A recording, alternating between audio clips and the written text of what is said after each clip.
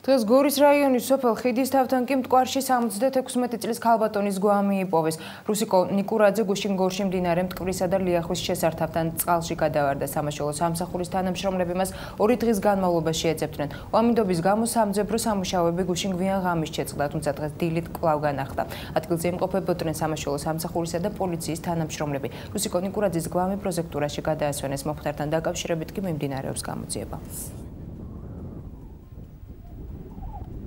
საპატრულო პოლიციიდან შემოვიდა შეთხოვნება, რომ ქალაქ გორში ლიახვისა და მტკვრის შესართავთან ჩავარდა ქალბატონი.